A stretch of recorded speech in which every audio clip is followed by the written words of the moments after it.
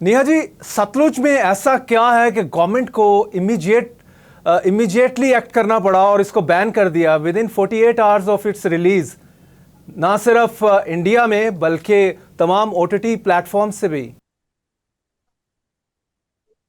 जी, जुल्किरनैन साहब, पहले तो बहुत बहुत आपका शुक्रिया कि आपने मुझे इनवाइट किया। और फिल्म सतलुज एक कंट्रोवर्शियल मूवी बन चुकी है। जब ये ओटीटी पर आई, तब शायद लोगों को इसके बारे में इतना नहीं पता था जितना तब पता चला जब इसे ओटीटी से हटा दिया गया। और हटाने के बाद जो कंट्रोवर्सी लगातार बनी हुई है उसके पीछे कह सकते हैं, क्योंकि अ, एक बहुत ही संवेदनशील सेंसिटिव इश्यू है। और वो भी इस समय में सामने आया है जब पंजाब में इलेक्शंस होने वाले हैं। जी। और क्योंकि पंजाब की जो हिस्ट्री है वो बहुत ही ट्रेजिक हिस्ट्री है। अ, चाहे वो जब दो देशों का बंटवारा हुआ, पार्टीशन के समय ले ले, या फिर जब इंसर्जेंसी हुई उस समय जिस तरीके से यहाँ पर वायलेंस हुआ, कत्लेआम हुआ, आतंकवाद का दंश भी लोगों ने झेला है। तो ये सब पंजाब का इतिहास है। और पंजाब ने सिखों का कत्लेआम भी देखा है। और ऐसे वक्त में जब भारत पहले से ही विभाजनकारी जो ताकतें हैं अ, उनसे घिरा हुआ भी दिखता है। और यहाँ पर ये बड़े बड़े आरोप लग रहे हैं कि भारत में जो रह रहे माइनॉरिटीज हैं, जी। जी। शायद जो उनके राइट्स हैं उसको कर्टल डाउन करने की कोशिश की जा रही है, उनको कुचलने की कोशिश की जा रही है जो सत्ता में बैठे हुए लोग हैं। तो अगर हम इन सभी बातों को ध्यान में रखें और फिर देखें कि सतलुज आखिर इतना बड़ा लाइमलाइट क्यों अट्रैक्ट कर रहा है, तो लोगों के दिलो दिमाग में वो बातें हैं जो पंजाब ने झेली हैं, क्योंकि ऐसा ट्रैजिक हिस्ट्री रही है। जी। और रही बात फिल्म की, फिल्म ने उस पक्ष को दिखाने की कोशिश की है कि कैसे ह्यूमन राइट्स वायलेशंस हुए जब 80s और 90s में इंसर्जेंसी हुई है। इसमें कोई दो राय नहीं है कि आ, हुआ था, वहां पर कत्लेआम हुआ था, ह्यूमन राइट्स का वायलेशन हुआ था। और यहाँ पर टेररिस्ट, क्योंकि जब भी हम देखते हैं कि जहां पर इंसर्जेंसी होती है तो अलग अलग तरह की ताकतें जो हैं वो एक्टिव हो जाती हैं। जी। जी। टेररिस्ट जहां पर आम लोगों को निशाना बना रहे थे, तो जो लोग फोर्सेस में थे वो भी निशाना बना रहे थे। इसमें कोई दो राय नहीं, हर तरफ से कत्लेआम हुआ है। लेकिन जब एक फिल्म की, और खास करके एक पॉपुलर स्टार जो बनाते हैं, तो फिर उनसे कुछ उम्मीदें करते हैं लोग। और खास करके पंजाब के लोगों को ये उम्मीद है कि जब आप कोई फिल्म बनाएं तो उसमें पंजाब की जो एक आवाज है, पंजाब की जो रूह है, उसका पूरा ख्याल रखा जाए।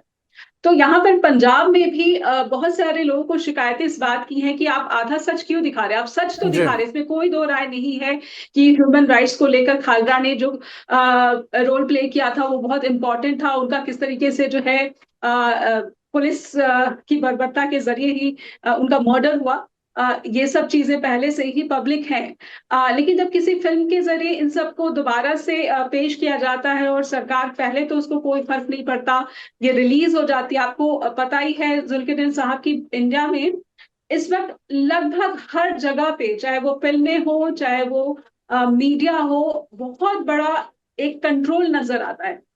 तो जब एक कंट्रोल नजर आता है और फिर ये फिल्म सतलुज जो पंजाब में हुए ह्यूमन राइट्स वायलेशन और उसके लिए बहुत बड़ा काम कर रहे हैं जसवंत सिंह खालरा, उनके रोल को दिखाया जाता है, तो ये अपने आप में बहुत टॉक ऑफ द टाउन हो जाता है। और फिर आप 2 दिन इसका जो है होता है रिले, और उसके बाद इसको आप उतार देते हो, हटा देते हो। लेकिन यहाँ पंजाब में तो इसको जगह जगह दिखाई जा रही है ये फिल्म। इसको पंजाब की जो एक मेजर पॉलिटिकल पार्टी है, शिरोमणि अकाली दल, वो इसका से दिखा रही है गांव गांव, शहरों शहरों में। जो एसजीपीसी है, आ, वो इसको दिखाने की बात कर रही है। यानी आप समझ सकते हैं कि क्योंकि चुनावी मौसम है, तो हर वो तबका जो इससे अपना फायदा उठा सकता है, अपना वोट बैंक सुधार सकता है, वो इस कोशिश में लग चुका है। अब इसका असर कब तक रहेगा, लेकिन ये तो है कि पंजाब में इन दिनों सतलुज का प्रदर्शन भी चल रहा है, और सरकार मौजूदा वक्त में उनकी बातों को इग्नोर करती है या फिर उन्हें प्लेटफॉर्म ही नहीं मिलता। उस समय मैं देखती हूँ कि कह सकते हैं कि बहुत ही सॉफ्ट तरीके से सतलुज को हैंडल किया जा रहा है। यानी कि गवर्नमेंट तो उसको ये दिखा रही है कि हम इसे नहीं दिखा सकते क्योंकि ये बहुत ही सेंसिटिव इशू है, लेकिन जिस तरीके से दिखाया जा रहा है, जगह जगह दिखाया जा रहा है, इस पर कोई एक्शन नहीं है। यानी टोटल एक खामोशी सरकार की तरफ से, स्पेशली बीजेपी की तरफ से, क्योंकि बीजेपी चाहती है कि इस बार जो पंजाब का चुनाव हो, असेंबली इलेक्शंस हो, उसमें कहीं ना कहीं वो किंग मेकर की भूमिका प्ले कर ले। अब तक पंजाब में जो उसने कुर्सी का स्वाद चखा है, वो शिरोमणि अकाली दल की बैसाखी के साथ ही चखा है। तो अब 2026 का चुनाव, और इससे पहले जब पंजाब में इलेक्शन हुए थे, तब किसान आंदोलन भारत का वो भी एक इंटरनेशनल इवेंट बन गया था।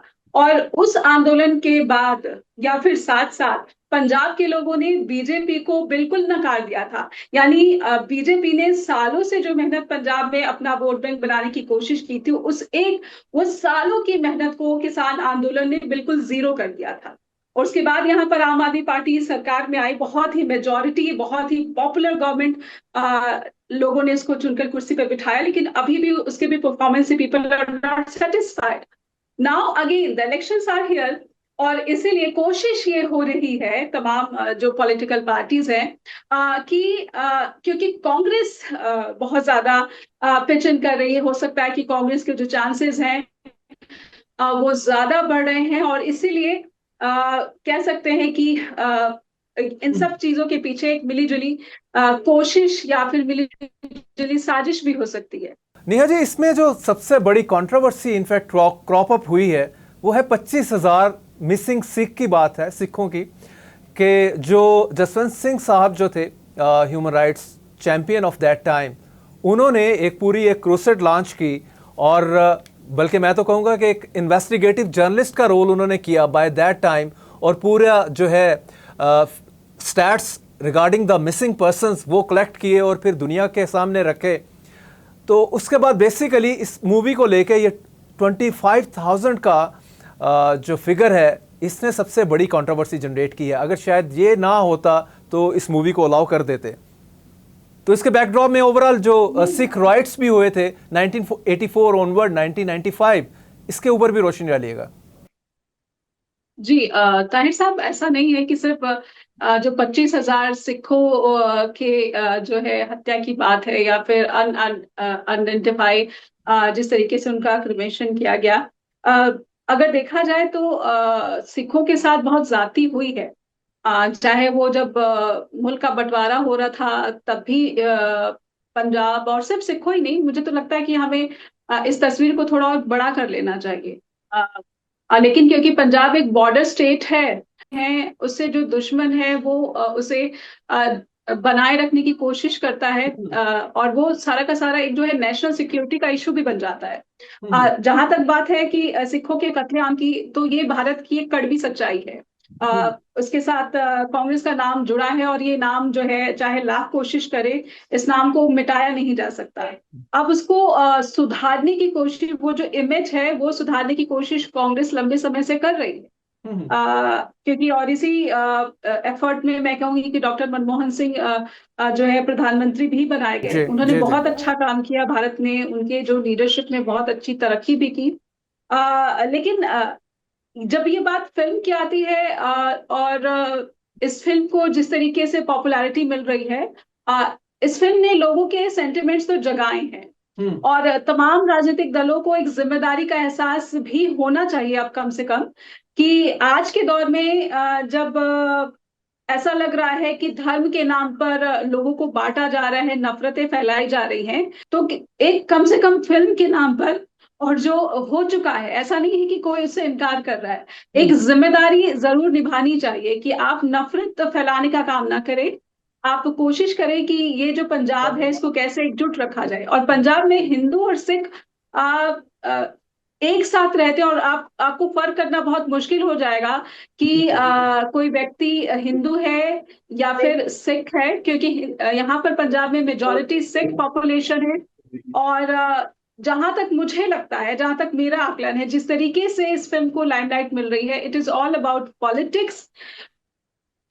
और रही बात ह्यूमन राइट्स वायलेशन की, भारत में अभी भी मैं आपको बहुत ज्यादा नहीं, बल्कि जो नॉर्थ ईस्ट इंडियन स्टेट्स है वहां पर भी ह्यूमन राइट्स वायलेशन चल रहा है।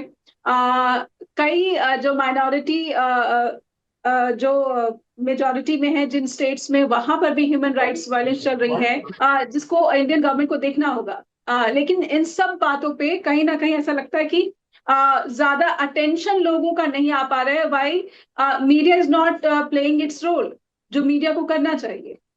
जब आप देख रहे हैं कि मीडिया में 2 ही 3 सब्जेक्ट बार बार उसको रेज किया जा रहा है, इसका मतलब है, और वो भी स्पेशली जब कंट्रोल मीडिया है, नो डाउट कि सिखों के साथ जाती हुई है, नो डाउट कि पंजाब में तब हिंदुओं के साथ भी जाती हुई है। आप सिर्फ और सिर्फ सियासत को दोष नहीं दे सकते, आप सिर्फ और सिर्फ देश के दुश्मनों को दोष नहीं दे सकते। इस सब मैं कहूंगी कि अब वक्त आ गया है जब अपने इतिहास को एक्सेप्ट करके चीजों को सुधारने की कोशिश करनी चाहिए, खास करके तब जब हम देख रहे हैं कि वेस्ट एशिया में किस तरीके से युद्ध हो रहा है। अब आज के वक्त में सवाल बहुत बड़े हैं।